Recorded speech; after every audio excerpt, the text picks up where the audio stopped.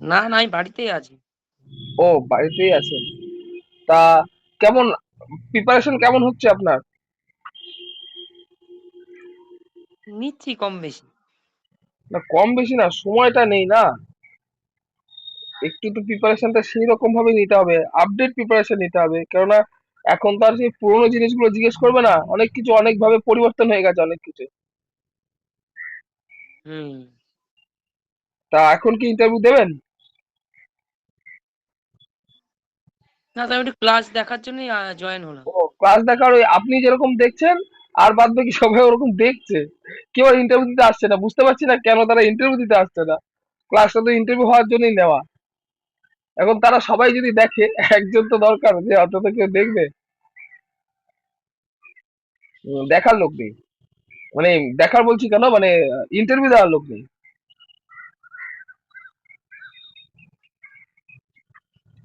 তা কিছু বলেন, আপনার সম্পর্কে কিছু বলেন, একটু শুনি। আজকে আমি মানে কোনো প্রি প্ল্যান নেই স্যার, না না না, মানে কোনো আমি কোনো দেখাচ্ছি। আপনাকে কোনো প্রি প্ল্যান বলতে হবে না, এটা সাধারণ কোশ্চেন, আমি ইন্টারভিউ নিচ্ছি না। আপনার সম্পর্কে আচ্ছা, কিছু বলুন, আপনাকে আপনার নাম বাবার নাম ওইসব বলতে হবে না আপনার। আপনি সাধারণ ভাবে বলুন, আপনার কি ভালো লাগে করতে, এইগুলো বলুন।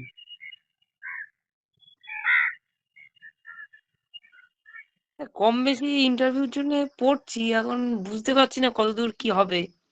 দ্বিতীয়ত সেই একটা গেজেট প্রকাশ হয়েছে, সেই গেজেটে নতুন গেজেটে হবে না পুরনো গেজেটে হবে, এই বিষয় নিয়ে দ্বন্দ্বে আছি। পুরোনোটাই তারপর হবে। চাকরি। যখন নোটিফিকেশন যখন বেরিয়েছিল, যে গ্যাজেটটা ছিল সেই গ্যাজেটের অনুসারে হবে। না, আবার ওই শুনছি যে কি সুপ্রিম কোর্টে কি একটা কেস না কি রয়েছে, আপ টু ডেট ইয়েতে নাকি হতে হবে, এরকম কোন আরে বিষয়। স্যার শুনুন, সবাই যখন চাকরি পাবে তখন আপনিও চাকরি পাবেন, তাই না?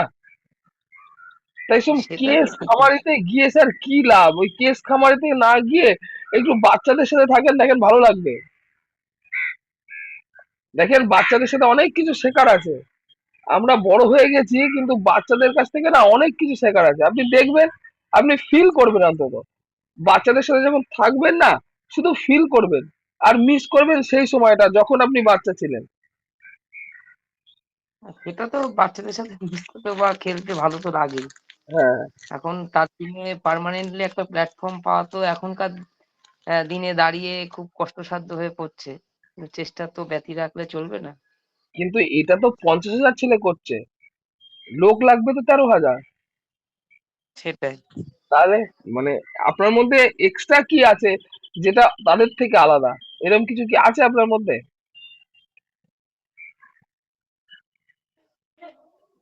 আপনি আপনাকে আমি আপনাকে বাদ দিয়ে এখানে 39,999 জন আছে, লাইনে আছে। তার মধ্যে আপনাকে বা কেন নেওয়া হবে? নেওয়া হবে এই কারণেই যে যে আমার মধ্যে সেই ধৈর্যশীলতা আছে কিনা বাচ্চাদের সাথে মেশার, তাদেরকে বোঝার, তাদের মতো করে তাদের সাথে চলার, বা আমি তাদেরকে কেমন ভাবে ট্রিট করতে পারছি, বা তারা আমার সাথে মিশে কতটা স্বাচ্ছন্দ্য বোধ করছে, এই বিষয়গুলো তো দেখা উচিত। তা বাদে একজন শিক্ষক হিসেবে তার ইতিবাচক মনোভাব থাকা দরকার। আপনি মানে সুন্দর কথা বলতে পারেন, সুন্দর কথা বলতে পারেন। ভালো লাগলো, আপনার উত্তরটা আমার খুব ভালো লাগলো। এছাড়া আর কি দেখবেন বলেন তো? হ্যাঁ, আপনি আমার মধ্যে আর কি দেখবেন? আপনি ওই 5 মিনিটে আপনার চোখ এত পরিষ্কার যে আপনি আমাকে পুরো মেপে ফেলবেন, যে আমি আগামী কাল সকালবেলা গিয়ে এই ক্লাস 2 এর ক্লাস টিচার আমি নিয়ে অ্যাটেন্ডেন্স নিচ্ছি। হ্যাঁ, এরকম কি মনে হবে? না, সেটা ঠিক নয়। তবে জানি না, আমি সত্যি কথা বলতে এরকম সিচুয়েশন কোনোদিন ফেস করিনি। দেখেন কি বলেন তো ব্যাপারটা, এই যে যে কোশ্চেন গুলো করছেন না আপনি আমাকে, ঠিক আছে, সেই কোশ্চেন গুলো আপনি যদি আমাদের একটা প্রিমিয়াম ক্লাস করেন, ঠিক আছে, তাহলে আপনি এই কোশ্চেন গুলো করার না জায়গা পাবেন না। আমরা প্রত্যেকটা স্টেপ শিখিয়ে দিই। আপনার আপনার মনে অ্যাফার্মেশনটা চাই স্যার, যে আমি না, একজন আমার প্রাইমারি আমার শিক্ষক। আমার হ্যাঁ, বলুন, বলুন, বলুন। আমি একজন প্রাইমারি শিক্ষক, এই অ্যাফার্মেশনটা আপনার মধ্যে এখনো জেনারেট হয়নি কেন, এটা বুঝতে পারছি না। আপনার চেহারা, আপনার লুক প্রাইমারি টিচারের মতনই। এতে আমি কোনো দ্বিধাবোধ করি না বা আমার কোনো আরেকটা সেকেন্ড ওপিনিয়ন নেই।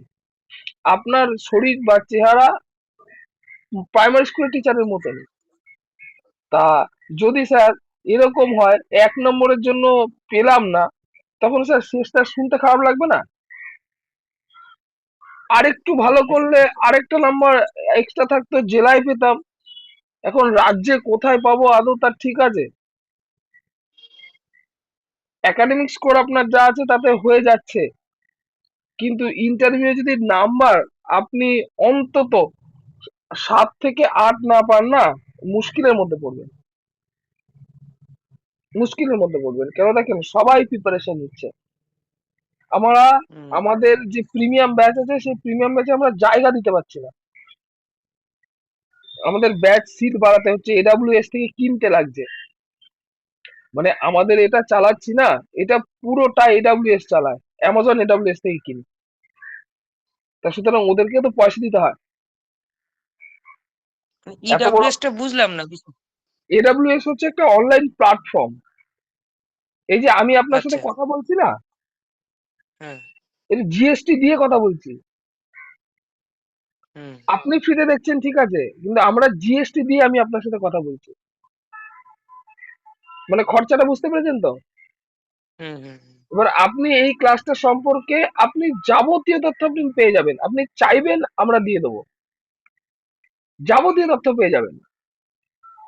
এই রকম একটা হুম ব্যাপার অনলাইনে আপনার সামনে, আপনার কোথাও যেতে লাগছে না, কোথাও আসতে লাগছে না, ডাইরেক্ট আমরা হুম ফেস টু ফেস কথা বলে নিচ্ছি। দেখুন আপনি আপনার উইক পয়েন্ট গুলো পেয়ে যাচ্ছেন, যেটা আপনি নিজে কিন্তু বার করতে পারতেন না। হুম আমাদের দরকার সেই লোকটাই, যে লোকটা বাচ্চাদের একটু ভালোবেসে ভালো করে ইন্টারঅ্যাক্টিভ প্যানেল দিয়ে একটু শিখিয়ে দেবে। আমাদের সেই লোকটা দরকার। আমাদের ডিটেল অনেক কিছু জানে, বেশি কিছু জানে, জীবন অনেক বড় হয়ে গেছে, সেই সব পণ্ডিত ফন্ডিত লাগবে না। শুধু ওই বাচ্চাদের সাথে 40 মিনিট থাকবে, একটু বাচ্চারা যেন আনন্দ পায়, ব্যাস। আর ওই হুম সর্বসাকুল্যে স্কোর ও বছরের শেষে দেখে নেবো। সেটাই সেটাই তো এখন প্রাইমারি স্কুল স্যার।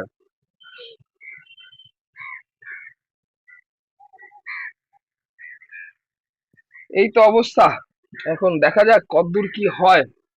চাইলে আপনি প্রিমিয়াম প্যাকেজে আসতে পারেন, বুঝতে পারছেন না? বুঝতে পারলেন তো? আপনাদের ওটা মানে চার্জ কত কি ওটাই আমাদের ওটা হচ্ছে 1500 টাকা ওয়ান টাইম, সেখানে আনলিমিটেড আপনি মক টেস্ট দিতে পারবেন, মানে আনলিমিটেড ইন্টারভিউ, আর আপনার তার সাথে সাথে ক্লাস থাকবে, আনলিমিটেড নোটস পাবেন, প্রতিদিন নোটস পাবেন। অ্যাটলিস্ট আপনাকে সিডিপি থেকে যতটুকু পড়তে হবে সেই নোটসটা আছে, অ্যাটলিস্ট যতটুকু পড়তে হবে। এখন দেখেন স্যার, আপনার বাড়িতে যদি কোনো বই থেকে থাকে সেই বইটাও দেখেন অন্তত 6 মাসের পুরনো। আর সিডিপি আজকে যা, সেই জিনিসটা আমি আপনাকে পাঠাবো, আপনি পড়ার পরে বলবেন যে খুশি হয়েছেন কিনা। আর আপনি খুশি হলেই আমাদের এটা বেনিফিট। হুম ঠিক আছে? আপনি খুশি হলে আমাদের বেনিফিট, আপনি নিয়ে দেখুন, আশা করি ঠকবেন না, এটুকু আমি গ্যারেন্টি দেবো আপনাকে। ঠিক আছে? আশা করি ঠকবেন না। আর প্রিমিয়াম ক্লাসটা তো আলাদা সেটে হয়, প্রিমিয়াম ক্লাসটার ইনফরমেশন সেভাবে পেয়ে যাবেন। ওটা কি কি বার বা কখন হয় ওটা আপনি টাইম মেনশন করে দেবেন, আমরা স্লট ফেলে দেবো, সেই সময় পেয়ে যাবেন। আপনি আপনার সময় মতো পাবেন, আচ্ছা আর আমরা আমাদের মতো আপনাকে পড়িয়ে দেবো। মানে আপনিই নেবেন না কি অন্য আরো আমি কেউ থাকবে আমি নেবো, আমি নেবো, আমি আমার কাছে বুক হলে আমি নেবো।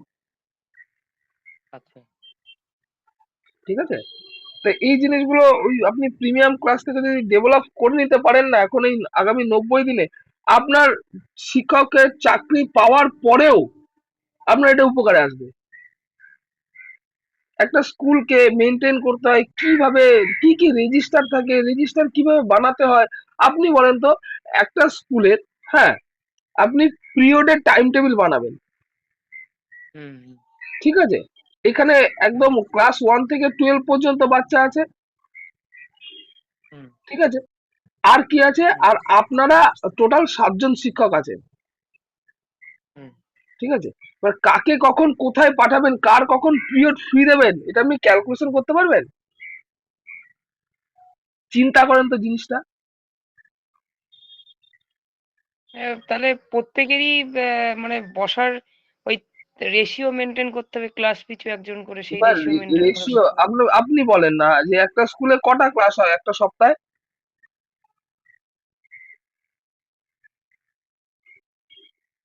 একটা স্কুলে একটা পিপিদের সপ্তাহে কটা ক্লাস হয়? পিপিদের তো 4টে, আর ক্লাস 1 2 হচ্ছে আপনার ইয়েতে মানে মিড ডে মিলের পর তো ছুটি হয়ে যায়। আর ক্লাস স্যার 3 4 5 এর স্যার উত্তরটা এইভাবে হবে না। কেন জানেন তো স্যার? আমরা সেই ক্লাসে শেখাই, এটাকে টিচার্স ডায়েরিটা কিরকম হয়, এটা হচ্ছে টিচার্স ডায়েরি। ঠিক আছে, আপনি ইন্টারনেটে হুম, সার্চ করলেও পেয়ে যাবেন, এটা হচ্ছে টিচার্স ডায়েরি।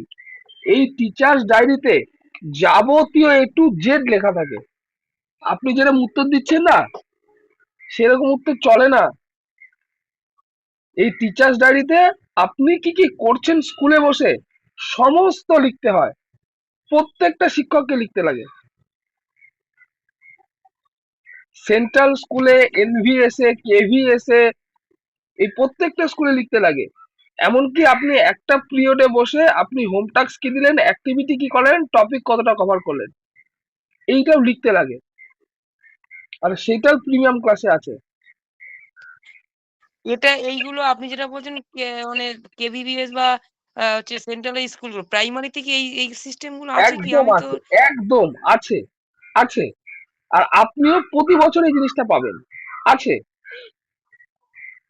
আপনি একটা কাজ করবেন আর সেই কাজে গভর্নমেন্টের কোনো কাগজ থাকবে না, এটা হতে পারে না। প্রত্যেকটা জায়গায় সেটা তো প্রত্যেকটা কিছু আছে, আছে। হ্যাঁ, এবার সরকার বদলে গেলে যদি নিয়ম বদলে যায় তাহলে আলাদা ব্যাপার, কিন্তু হুম, আছে। আর যদি নাও থাকে না, আপনাদের সাথে নিয়ে এটা ঢুকবে। তার কারণ কম্পিউটারের পুরো ব্যাপারটা এর মধ্যে এখন যাচ্ছে না। এখন তো বাচ্চাদের স্কুলে ইন্টারেক্টিভ প্যানেল লাগছে। এখন তো আর ব্ল্যাকবোর্ডে পড়ানোর ব্যাপার নেই, ইন্টারেক্টিভ প্যানেলে পড়াবে, সেটাও পারমিশন হয়ে গেছে। এখন দেখা যাক, কেন স্কুল নিয়েও ভাবছে, পাইলট প্রজেক্টে কাজ হচ্ছে স্কুল নিয়ে। 25টা স্কুলে নতুন নতুন চিন্তা ভাবনা নিয়ে তারা নামছে। তারা এআই পড়াচ্ছে স্কুলে, প্রাইমারি স্কুলে।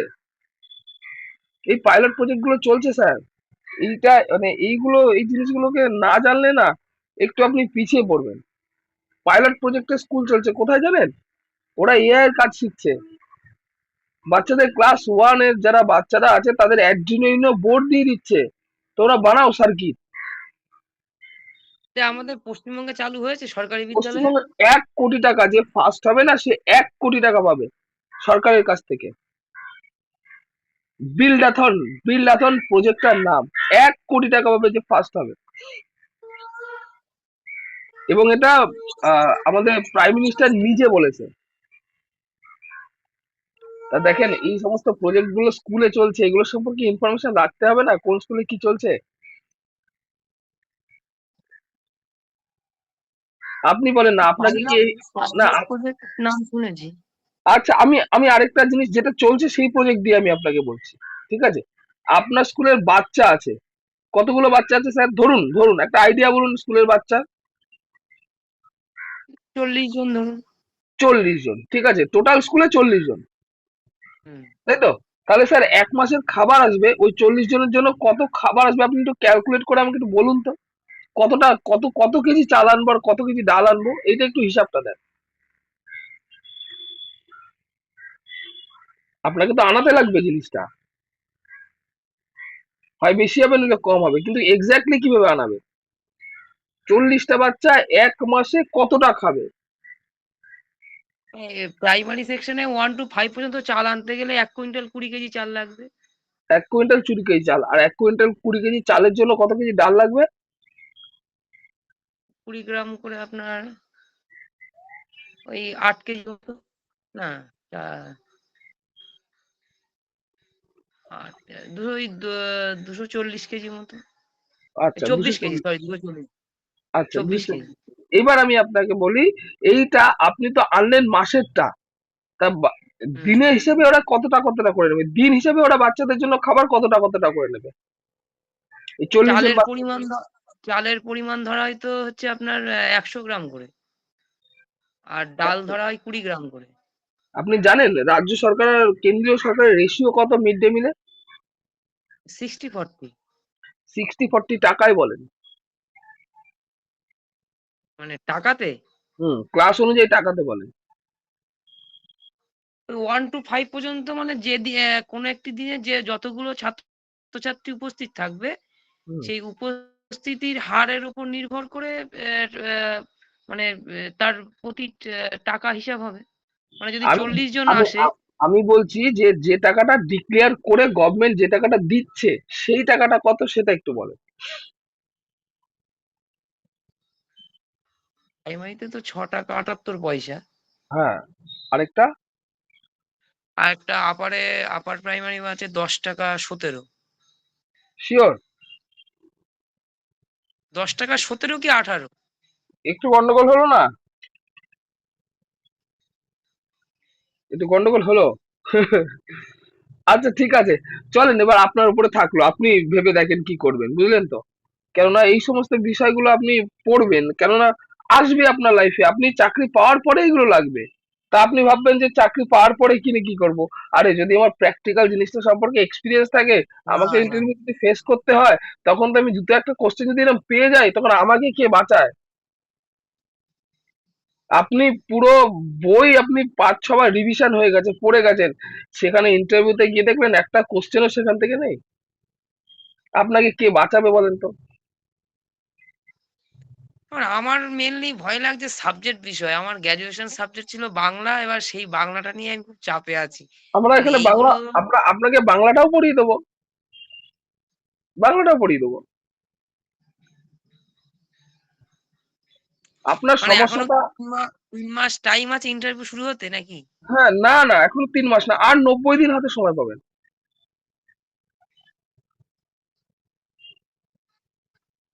ঠিক আছে? আপনার যদি কোনো রিকোয়েস্ট থেকে থাকে, আপনি রিকোয়েস্ট আমাকে পাঠান হোয়াটসঅ্যাপে, আমাদের হোয়াটসঅ্যাপ নাম্বার আছে আপনার কাছে? হ্যাঁ, ওই তো আপনার নাম্বার আছে আমার। হ্যাঁ ঠিক আছে। তাহলে যদি আর কোনো প্রশ্ন থাকে করুন, গল্প তো করছি, আর যদি কেউ ইন্টারভিউ দেওয়ার জন্য থাকো তাহলে চলে আসো, সুমিত বাবুর সাথে গল্প করছি। আর বলেন স্যার কিছু জানার থাকলে। জানা এখন জানতে তো সবসময় ইচ্ছা করে, কিন্তু মানে মোশন থাকে তো সেই এখন আমি সেরকম ইয়েতে ঠিক নেই। কেন মোশনটা আপনার নষ্ট হয়েই বা গেল কেন? না, নষ্ট হয়নি, এই বসেছিলাম, আমি ভাবলাম যে একটু ইন্টারভিউ গুলো দেখি কে কি ও দিচ্ছে আচ্ছা তা। আচ্ছা আচ্ছা, গল্প করার, আচ্ছা আচ্ছা। না মানে আমি এর মাধ্যমে আপনাকে ইন্টারভিউটা বুঝিয়ে দিচ্ছি যে ব্যাপারগুলো কি বলেন তো, যদি এটাকে খুব একটা ইজি ভেবে ফেলেন না, যদি খুব একটা ইজি ভেবে ফেলেন, তাহলে হ্যাঁ, ওটা আপনি নিজেকে বিশ্বাস করাতেই পারবেন না যে 1 নম্বরের জন্য আমার হলো না। বুঝতে হুম, পেরেছেন তো হুম, কি বলতে চাইছি? কেন আপনার এটা শেষ মুহূর্ত, আর হয়তো শেষ opportunity, hmm, hmm. As per I mean. ঠিক আছে? অ্যাজ পার আই মিন আপনার এটা শেষ অপরচুনিটি। তা সুতরাং শেষ অপরচুনিটি সেভাবে খেলা উচিত, তাই না? একদম স্যার। সব কটায় কি আপনার ফুল টাচ থাকবে স্যার? একটা দুটো তো গুগলি, দুটো বামসার তো থাকবে। সেটাই। হ্যাঁ, আপনার সব কটাই কি ফুল টাচ থাকবে যে প্রতিটাই 6 মারবেন? সেরকম সুযোগ আসবেও না। তাহলে স্যার এখন তো অপরচুনিটিটা আপনার হাতে। ঠিক আছে স্যার, আপনি ক্লাস করান তাহলে। আমি আচ্ছা আচ্ছা আপনি আচ্ছা ঠিক আছে। মোটামুটি ওই ফ্রি থাকবেন কটার দিকে বলুন? ফ্রি তুমি হোয়াটসঅ্যাপ না, না আপনি তো করলে, কলই করছেন। আচ্ছা ঠিক আছে, তুমি করো আমাকে 9টার সময় করো, আচ্ছা, আচ্ছা, ঠিক 9টার আছে, সময় করো। ঠিক আছে? আর দেখি এখন ঠিক আর আছে। কে কে দেয় ইন্টারভিউ।